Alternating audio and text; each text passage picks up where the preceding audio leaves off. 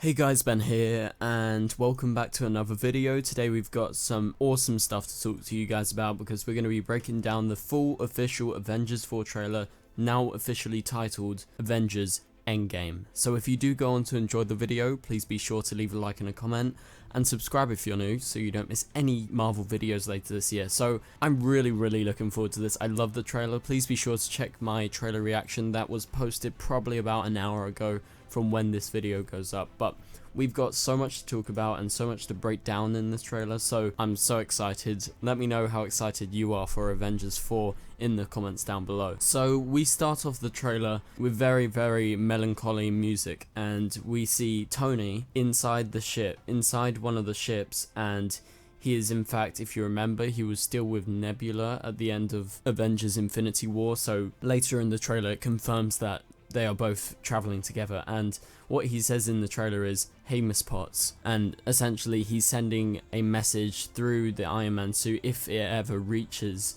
Earth, because he's trying to travel back, but oxygen is going to run out tomorrow, food and water has already run out 4 days ago, and so he is essentially just giving this last message in order for a little bit of hope inside of him, but you know, it's not too much. As you can see in one of the next shots in the trailer, you see a wide angle look at the ship just in the middle of space, in the middle of nowhere. So then we move on, and then also like just various shots inside the trailer is of his mask in close up, and the fact that it's ripped, it's like two-faced. So Tony is just sort of like on edge, he's about to give up, and then we cut to the Marvel Studios logo, and they use the fading effect. That was just a brilliant touch. I thought it was amazing. But then we go to where Thanos was at the end of Avengers Infinity War, and you see his armor up on like the scarecrow sort of thing, and that's just an awesome shot. And we never actually see Thanos in this trailer. All we see is just his damaged gauntlet. His gauntlet is still damaged, so that is still the same. Maybe it's stuck on his hand, I don't know, but he's walking through the meadows, and it's just very cinematic. It looks amazing. I think the lighting's great here. But then we go to the voice overlay, and it says Thanos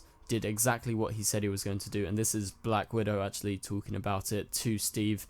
And we see the next shot is of Steve, and he's crying, and this is most likely pretty soon after the aftermath of Infinity War, so seeing all his friends die, especially Bucky, and maybe some other people die that he knows, so that just teases the effect that the end of Infinity War has had on these characters, and everyone's pretty depressed, and it seems like maybe Black Widow is a bit more alive than Steve. It seems like Steve is very down, and so we get various shots of Black Widow in the trailer. But the most interesting shot is this one probably, and this is of Bruce Banner, and you get to see the look of some missing people or some dead people, and you see Scott Lang missing, and then we see Shuri in the background from Black Panther.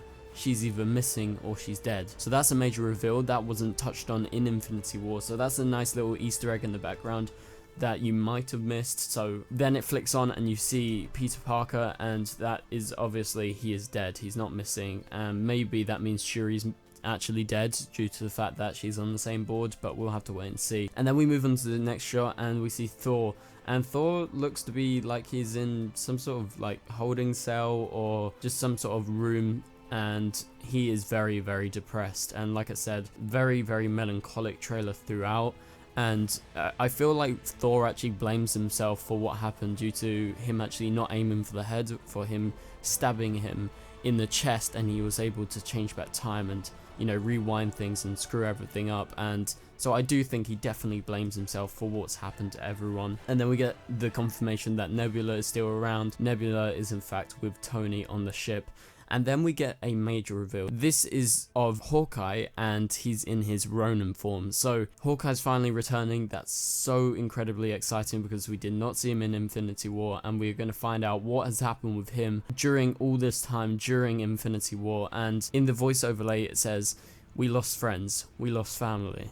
And then as it says "we lost family," Ronin appears. So I'm inferring from this that Hawkeye's family was actually killed by the snap. I think that's a very strong motivation to see what he's doing here. He seems to have actually killed this guy that he's attacked on the floor, and you can see Black Widow sort of looking in shock, and it does seem like he's definitely this hardcore version of himself, and you get the face reveal as well. So very exciting stuff right there. Then we move on, you get a shot inside one of the sort of Avengers ships, and you can see Black Widow and Captain America, as Black Widow actually tries to comfort Steve, as she says, "It's going to work, Steve," and then he says, "I know it is, because I don't know what I'm going to do if it doesn't." And this is linked into the idea of time, and the fact that he has this pocket watch and it has Peggy Carter in it, you know, I think is definitely a reference to the idea that they're going to be time traveling in this. It seems to be like that's the best theory going into it.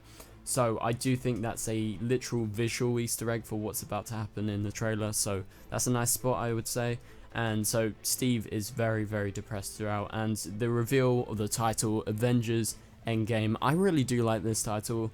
I don't think it flows as well as Avengers Infinity War, like saying Avengers Endgame. I think it's probably one of the best ones they could have chosen, but I think Infinity War is just like sort of their perfect title. We get a post-credit scene of this, and this is a major reveal as well. There's a few major reveals in this rather short trailer, because actually they didn't reveal too much footage, it's a lot from the same scene, but it's revealed Scott is alive. As we've seen earlier in the trailer, they think he's missing, and so by this time when he's seeing Ant-Man, obviously Scott as his normal self, and he says, "Anyone home? We met a few years ago," and this is coming to him as a massive shock because he believes they're missing, and this is where we're going to get the answers for how to actually sort of change what's going on. And in the background next to Scott, you can see the van is there, the van from the end of Ant-Man and the Wasp, where the quantum realm device was in, and he's brought that with him. So additionally, there was some actual leaks a while ago about what's happening in Avengers 4, and we saw some quantum realm suits, and I think this is 100% what they're going to do. They're going to go into the quantum realm because he was able to survive. Maybe he would have actually gone to dust if he wasn't inside the quantum realm, and it will give them the ability to do whatever they want. And so I think that's part of the reason as to how they're going to be able to stop Thanos and get everyone back, or at least some of the people back. So thank you guys so much for watching this video. Hopefully you enjoyed it. Hopefully we got every single Easter egg. I looked really carefully. I think we got some nice ones, especially with the van, with Shuri, and some various other ones like that. So thank you guys so much for watching, and I will see you guys later.